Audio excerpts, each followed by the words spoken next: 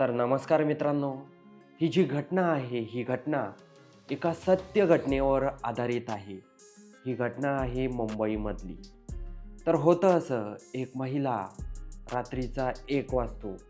आपली मुलगी काही शांत होत नसते, तिला झोप पण येत नसते. त्यामुळं कसं तरी तिला 1:30 वाजता तिच्या मुलीला आणि तिला झोप लागते. झोप लागल्यानंतर 1:30च्या सुमारास जेव्हा अचानक ती एक 15-20 मिनिटं तिला झोप लागल्यानंतर ती जेव्हा उठते आणि आपल्या मुलीला झोळीमध्ये बघते, तोवर तिची मुलगी तिथून गायब झालेली असते. मुलीचं वय असतं फक्त 3 वर्ष. त्यानंतर ती बिचारी आई आजूबाजूच्या लोकांना गोळा करते, सगळीकडे शोधाशोध करते. माझी जी मुलगी आहे, ती मुलगी गेली तर गेली कुठं? असा प्रश्न ती सर्वांना विचारते, डोकं आपटते, पण मुलगी तिला कुठेही सापडत नाही. तर होतं असं, त्यानंतर हे पोलिसांना कॉल करतात मुलीची आई. कॉल केल्यानंतर पोलिसांना ती सगळी काही सांगते, की मुलीला मी किती वेळचं शोधते. अचानक इथंच होती 1-1.5 तासापूर्वी, पण आता अचानक गायब झाली आहे. तर पोलीस त्यांना विचारतात, की तुमची कोणासोबत काही दुश्मनी आहे का? ती बोलते, "नाही, माझी कोणासोबतही काही दुश्मनी नाही." पण ती पोलिसांना सांगत असताना एक गोष्ट सांगते. तर ती सांगते, की एक किन्नर काही दिवसापूर्वी आमच्या इथं आला होता पैसे मागण्यासाठी आणि आम्ही त्याला पैसे देतो, काही खायला देतो, ₹1100-1200 देतो. पण तो समाधानी नसतो.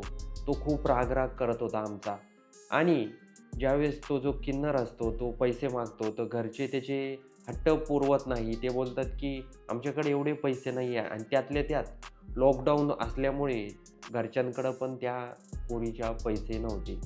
त्यानंतर कसं तरी त्याला तिथून पाठवतात. पण ते जातानाच एक धमकी देऊन जातो, की मी 2-3 दिवसात असं काहीतरी करेल, ज्यामुळे सर्वजण मला ओळखायला लागतील. त्या चाळीमध्ये माझी दहशत निर्माण होईल, अशी धमकी किन्नर देऊन जातो.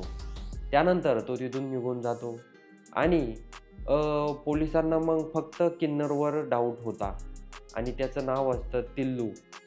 टिल्लू तिथंच राहत होता आणि एक सर्वात आधी हे स्पष्ट करतो, तो किन्नर नसून एक ट्रान्सजेंडर होता.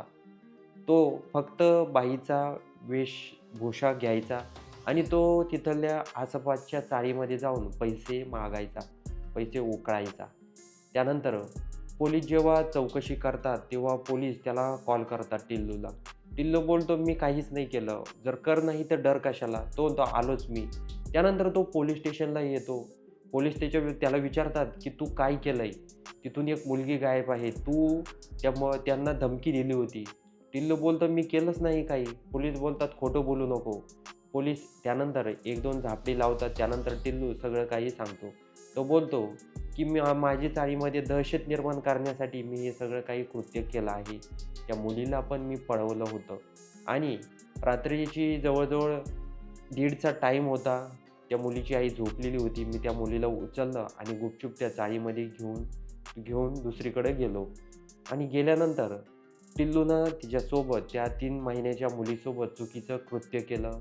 त्यानंतर टिल्लूनं त्या मुलीला एका समुद्राच्या कडाला एक नाली होती, त्या नालीमध्ये फेकून दिलं.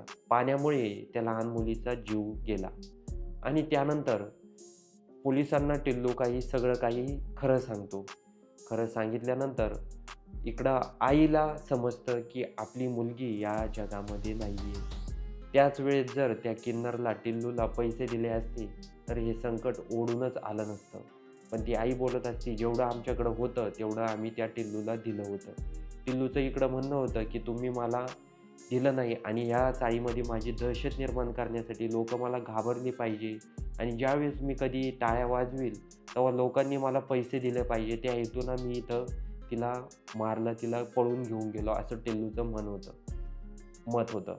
त्यानंतर पोलिसांकडून टिल्लूला कोर्टामध्ये हजर करतात. कोर्टाकडून त्याला पोक्सो कायद्यानुसार त्याला फाशीची शिक्षा सुनावण्यात येते.